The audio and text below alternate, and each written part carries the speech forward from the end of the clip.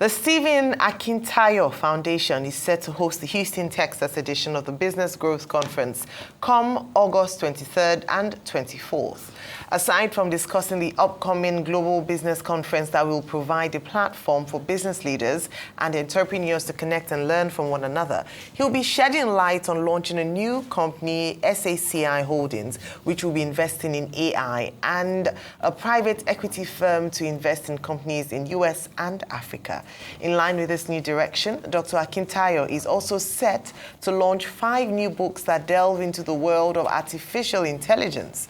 These books are designed to provide practical insights for various audiences, from religious leaders to aspiring entrepreneurs in different parts of the world.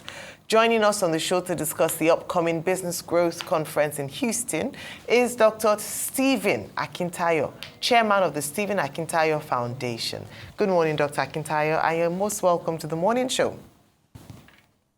Good morning. How are you today? Very well, thank you. All right, so Dr. Akintayo, the upcoming Business Growth Conference in Houston is a major event. Can you tell us about the vision for this specific edition and what attendees can expect to gain from the 2-day conference? Okay, beautiful. Thank you for having me. Recently I realized how tough it's been for a lot of entrepreneurs, both entrepreneurs back in Africa, as well as Africans in diaspora. When people from other cultures, emigrate, they are thinking of starting a business. You look at the Chinese, you look at the Jews, you look at even the Arabs in recent times. But when we move to diaspora, we're thinking of the best jobs. We realize a situation where our people move to developed parts of the world or anywhere else in the world, and we're focused more on getting jobs. And there's nothing wrong with it, but you see, nations respect you based on how much jobs you are able to create in their ecosystem or in their economy. There are reasons why the Jews are, one of the smallest population in America, but they influence politics, they influence major sectors because they don't play as employees, they play as owners. And so we've also seen how our people really struggle to scale businesses in developed parts of the world. And we decided to have an event that can inspire, that we can have other people who are successful within that economy. So we're having speakers based here in the US sharing experiences. We also have people from back at home, like someone like Dr. Cosmos Maduka, the keynote speaker. Most people don't know that he also runs businesses outside of Africa, has a very big auto business in Japan. And so he's also coming to share, how do you, despite not being from a particular culture, but you are now living in the US or you are living outside of Africa, how do you scale your business? How do you grow the business? How do you attract funding? How do you network? How do you also dream big? Because sometimes we are then scared to even take the business big outside of our shores, and yeah, there are challenges, but when we share and compare notes at conferences like this, it's an opportunity that really, really will help our people. Well, GTS Holdings has been a significant player in the real estate sector. What was the catalyst for the new company's strategic direction to create this diversified conglomerate? I'm not sure I heard you at some point. I didn't hear your voice. Oh, okay. I was asking, look, you were known primarily in the real estate sector. Now you're trying to diversify.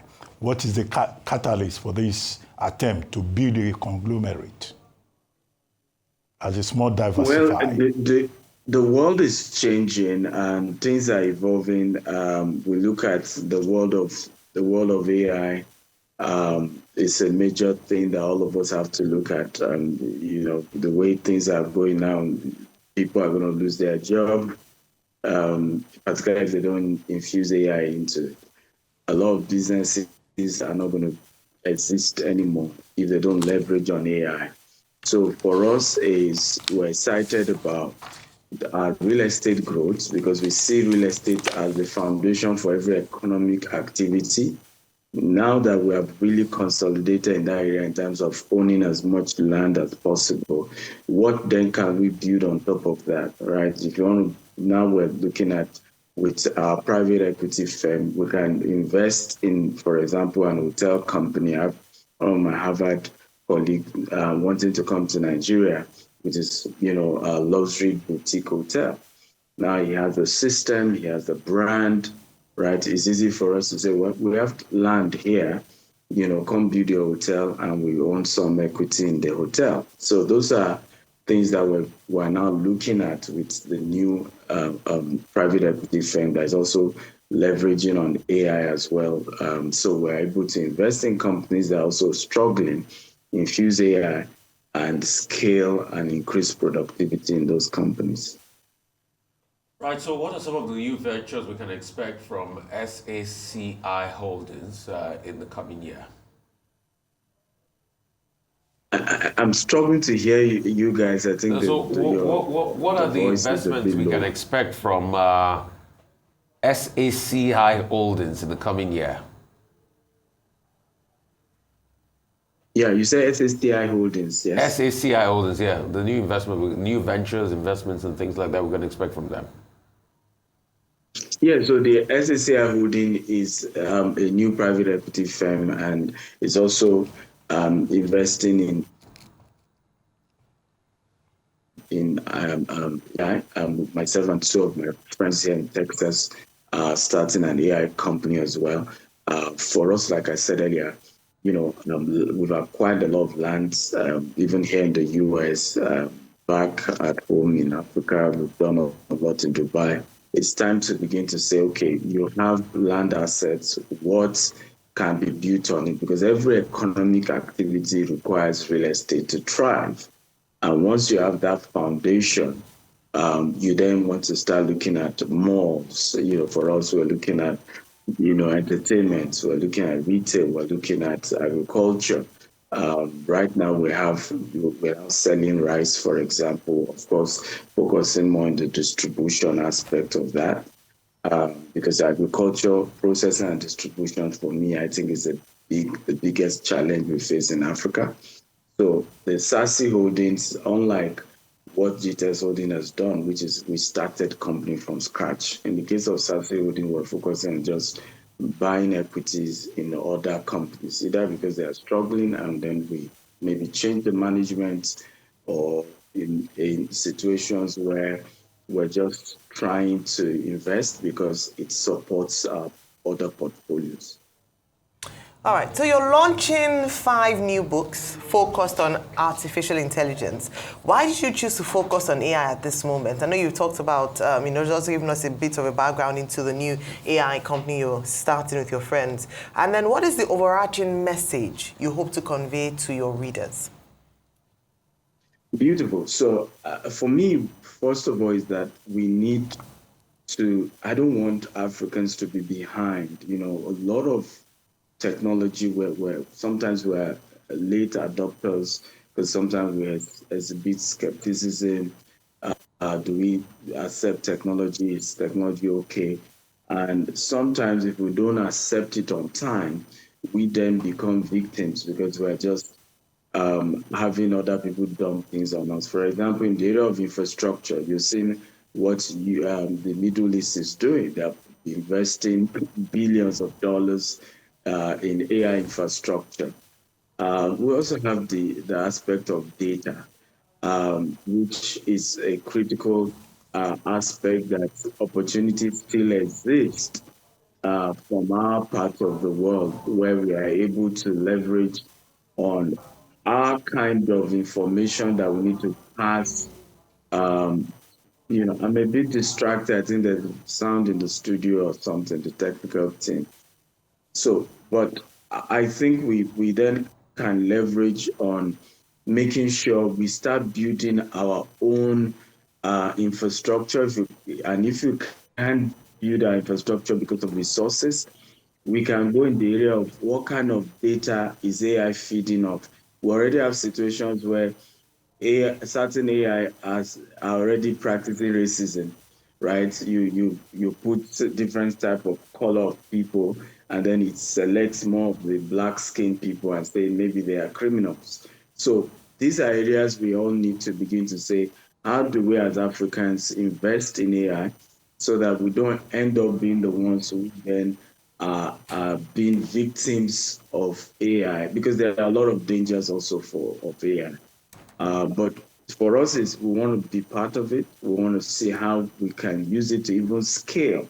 Because when you look at the area of agents now, you can have AI agents. I was sharing this with one of our company's HR managers. I said, look, if you don't think of how to provide AI HR structure for both humans and AI, right? And so when you are recruiting, you are thinking of how many humans need to join what I'm doing, how many AI agents do I need to bring on board to work in our company. So there's a whole lot that the book is able to expose people on, business opportunities that people can do, in this season, how to infuse AI into your existing businesses.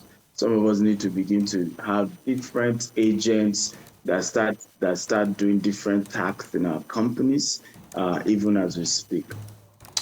Well, your books target diverse audiences, entrepreneurs, religious leaders, and others.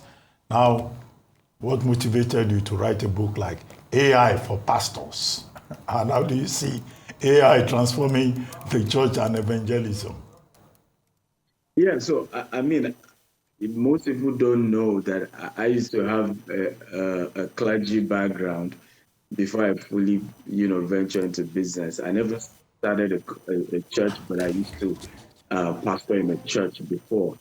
And I saw how when social media started, a lot of clergy were part of those who were telling people, oh, you're spending too much time on social media. Oh, ignore that social media.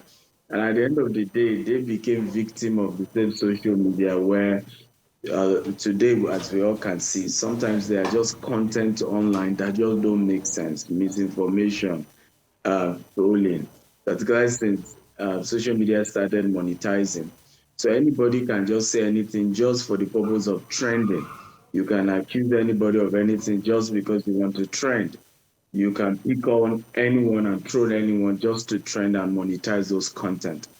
But at that point, religious leaders now realized that they needed to start infusing godly content on social media. They needed messages, but it was a bit too late. So we're saying that don't make the same mistake with AI, right? You can use AI to evangelize better. You also be conscious of the morals that you want to infuse, because we're all now there's a data race. What information is AI consuming, right? If you ask AI now, is God real? Is Jesus real? The answer is giving you the function of those who built that All right. particular AI technology. Okay. So can people in the body of Christ and even in Islam, right? Yes. Even yesterday was Ishishe, even African culture. Okay. Can we start building AI All that right. gives the right fact, Okay. right, All right. right information? Interesting, So interesting. I think a lot of Nigerians will be interested in that. Well, very, very quickly, final question. Looking ahead, how do you plan to leverage your new focus on AI to further the mission of SACI Holdings and empower a new generation of entrepreneurs? If you can just give us a minute response to that. I know you're very passionate about it, but just a minute to wrap up this segment. well, I think the first thing is to know that AI has come to stay. And whether you're scared that AI will take your job or not, it doesn't change anything. So what you could do is to adopt AI and influence AI. The best way to predict the future is to change it, right? Is to determine what the future will be. That's the best way to predict the future. So the future of AI has to be something you and I get involved in and influence what that future becomes, particularly for those of us who are from African descent. Else, our cultural values, our conservative values will be eroded by AI. All right, thank you so much. Congratulations on your venture into AI and, of course, ahead of your Yeah, and people conference. can download the book for free. It's Okay. available for free, so they Oh, can just excellent. scan the QR code. We're trying Excellent. to make it free for everyone. Excellent. Thank you so much for your time with us today, Dr. Akintayo. All the best with your conference over the weekend.